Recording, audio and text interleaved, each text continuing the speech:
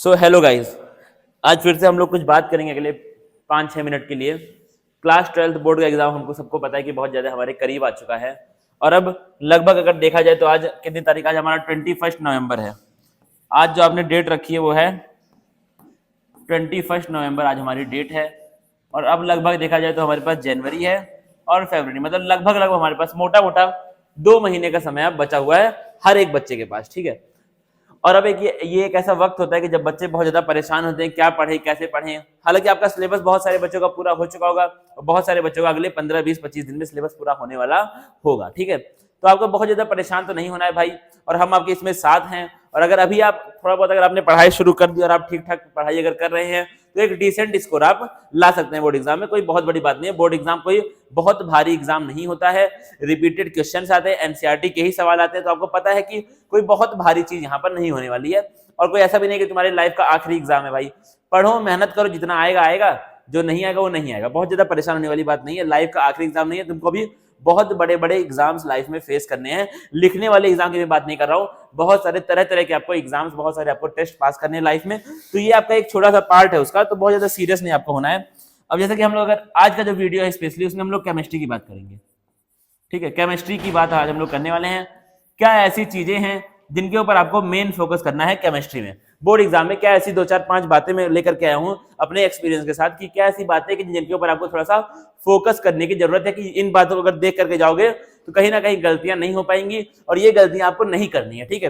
देखना बड़े ध्यान से अगर हम लोग बात करें तो कुछ गलतियां हमारे पास यहाँ पर हैं। देखो आप देखना, सबसे प्राइमरी गलती जो बच्चे आजकल करते हैं, मैं देख रहा हूँ अपने कोचिंग में, ऑफलाइन ऑनलाइन हर जगह देख रहा हूँ, स्किपिंग एनसीईआरटी टेक्स्ट बुक।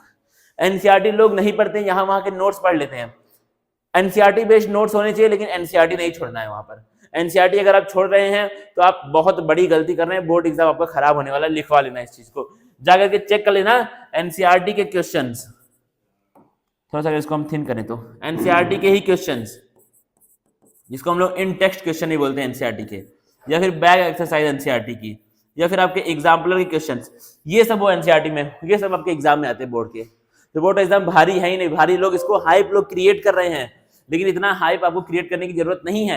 आप अगर मेहनत करेंगे, एनसीईआरटी ईमानदारी से अगर आप पढ़ेंगे तो आपका अच्छा नंबर आ सकता है, लेकिन आप उसको आपको पढ़ना पड़ेगा एनसीईआरटी को। अगले 2 महीने तुमको एनसीईआरटी को रगड़ना पड़ेगा और वो लोगों से हो नहीं पाता है, ठीक है। तो आप एनसीईआरटी को पढ़ें, एनसीईआरटी को स्किप ना करें। अगला क्या है, मार्किंग स्कीम। जो आपकी मार्किंग स्कीम है, 2 नंबर के सवाल, 3 नंबर के सवाल, 5 नंबर के सवाल, short answer question, long answer question, case based question. Marking scheme को इग्नोर मत करो, उतना ही लिखो जितना जरूरत है और प्रिपरेशन उस हिसाब से करो कि तुम उस हिसाब से लिख पाओ, ठीक है। केस बेस्ड सवाल में अगर 5 नंबर का सवाल वहां पे आ रहा है तो आपको 5 नंबर जो जो सवाल वहां पे पूछा है आपको उनके आंसर लिखने पड़ेंगे। या फिर वेरी शॉर्ट आंसर में अगर 1 नंबर 2 नंबर का अगर सवाल है तो वहां पे आप 10 लाइन लिख करके आएंगे, तो वो आप जो एग्जामिनर है जो कॉपी चेक करेगा उसको इरिटेट करने वाली बात है। वहां पे आपको नंबर वो एक्स्ट्रा नहीं देगा उस चीज का, तो आपको क्या होगा, वो आपकी मजदूरी में जाएगा और मजदूरी करने वाली चीज आपको यहाँ पर नहीं करनी है। आपके पास 3 ही घंटे का टाइम है, उस 3 घंटे के टाइम को आपको अच्छे से मैनेज करना पड़ेगा। अगला देखना, नॉट प्रैक्टिसिंग न्यूमेरिकल प्रॉब्लम। अब सब बच्चे एनसीईआरटी पूरा का पूरा पढ़ लेते हैं, लेकिन एनसीईआरटी के न्यूमेरिकल या फिर एनसीईआरटी के क्वेश्चन आप सॉल्व नहीं करते हो, ठीक है। सॉरी, थ्योरी पढ़ के हर किसी को ऐसा लगता है कि भाई मुझे सब कुछ आता है। थ्योरी पढ़ के मतलब ऐसे क्या हो भाई, यहाँ पे तुम बैठे हो क्लास में, मैंने बता दिया कि यार ये ऐसे होता है, ये रिएक्शन ऐसे कर लेना, ये रिएक्शन आपका ऐसे होता है। टीचर का देख के सबको क्या फील होता है कि हमें सब कुछ आता है, लेकिन ऐसा सच्चाई नहीं है, सबको सब कुछ नहीं आता है। जब तक आप क्वेश्चंस नहीं लगाओगे तब तक आपकी चीजें समझ में नहीं आने वाली हैं। इसलिए मैं हमेशा बोलता हूँ कि क्वेश्चंस लगाओ।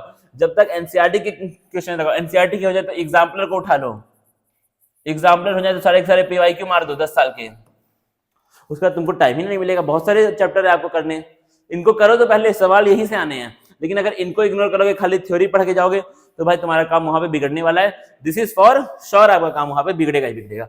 अगला देखा क्या लिखा, neglecting sorry neglecting organic chemistry reaction. Organic chemistry से सवाल कहां से आते हैं, 80% सवाल ऑर्गेनिक में रिएक्शन से आते हैं। अगर आपको एनसीईआरटी के सारे रिएक्शंस आते हैं, नेम रिएक्शन हो गए, बाकी सब रिएक्शन हो गए, अगर आपको वो सब आते हैं, मैकेनिज्म आते हैं मेन रिएक्शंस के, तो आपका काम ऑर्गेनिक में काफी हद तक हो जाएगा।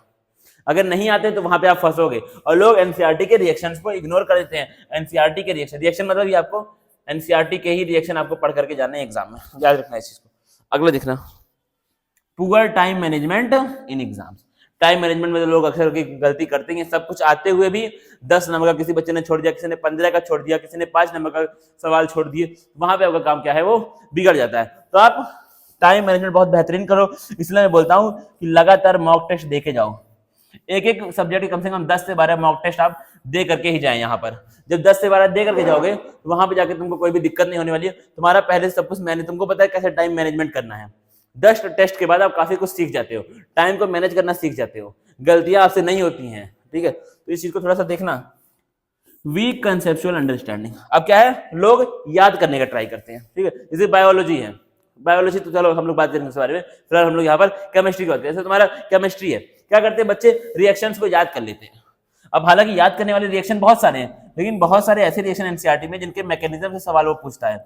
और अगर मैकेनिज्म आप जैसे मान लो हमने एग्जांपल लिया SN2 रिएक्शन, अब अगर तुमको SN2 रिएक्शन का कोई बनाने को देगा प्रोडक्ट, वहां पे वो मैकेनिज्म के अंदर से सवाल पूछता है। अगर आपको मैकेनिज्म इसका नहीं पता है, ठीक है, न्यूक्लियोफाइल कैसे आता है, लिविंग ग्रुप कैसे जाता है छोड़ के, अगर आपको ये बातें नहीं पता है तो वहां पे आपके नंबर कट जाएंगे, क्योंकि मैकेनिज्म से सवाल वो बोर्ड एग्जाम में पूछता ही पूछता है। तो जो रिएक्शन के मैकेनिज्म आपको पता है, एनसीईआरटी में जिन जिन रिएक्शन के मैकेनिज्म वहां पर दिए हुए हैं वो आपके लिए बहुत ज्यादा इंपॉर्टेंट है। तो आपको रिएक्शंस को समझना है, ठीक है, याद रखना। अब क्या लिखा है, careless errors in units and significant figure. अब ये यूनिट्स ना लिखने पर वो बोर्ड एग्जाम में नंबर करते हैं, इसको याद रखना। सिग्निफिकेंट फिगर जो आप फिजिक्स में पढ़ते हैं, बायो इसमें भी आप पढ़ते नहीं, क्लास 11th में आप पढ़ते हैं सिग्निफिकेंट फिगर पहले चैप्टर में। ठीक है, इन सब के ऊपर थोड़ा सा ध्यान देकर जाना, यूनिट्स में और इन सब में आपको, क्योंकि सब कुछ आते हुए अगर तुम करोगे गलती तो तुम्हारा बहुत बड़ा नुकसान होगा, बहुत दुख होता है सब कुछ आते हुए अगर रॉन्ग हो जाए तो। अगला देखना, leaving sample papers until the end. बहुत सारे बच्चे अभी तक खाली सिलेबस ही पूरा करते जा रहे होंगे, उन्होंने एक भी सैंपल पेपर सॉल्व नहीं किया होगा, लेकिन सैंपल पेपर सॉल्व करना बहुत ज्यादा इंपॉर्टेंट है। सैंपल पेपर का मतलब क्या होता है, यह आपका क्या, एक स्केलेटन क्वेश्चन पेपर है। स्केलेटन क्वेश्चन पेपर का मतलब क्या होता है कि ऐसे ही सवाल, एक बेसिक आइडिया तुमको यहाँ पे मिल रहा है कि इस तरह के सवाल और इसी फ्रेम में सवाल आपके आते हैं। अगर आप उसको सॉल्व नहीं कर रहे हैं तो आप अपना बहुत बड़ा नुकसान वहां पर कर रहे हैं। तो इसलिए अभी से भी तुम्हारे पास 2 महीना है, बायो के एग्जाम की बात करें तो अभी तुम्हारे पास 2.5 से 3 महीना है। अभी से सैंपल पेपर सॉल्व करना स्टार्ट कर दो, क्योंकि सैंपल पेपर से ही, सैंपल पेपर के टाइप के, मैंने ऐसे मैं नहीं बोल रहा हूँ कि सैंपल पेपर के सवाल सेम टू सेम आ जाएंगे, उसी टाइप के क्वेश्चंस आपके बोर्ड एग्जाम में वो पूछेगा। सैंपल पेपर्स आपको सॉल्व करना अभी से शुरू कर देना है। ठीक है, तो ये कुछ पॉइंट्स है, इनका अगर तुम ध्यान देकर के वहां पर जाते हो तो आपका केमिस्ट्री का बोर्ड का एग्जाम नहीं फंसेगा।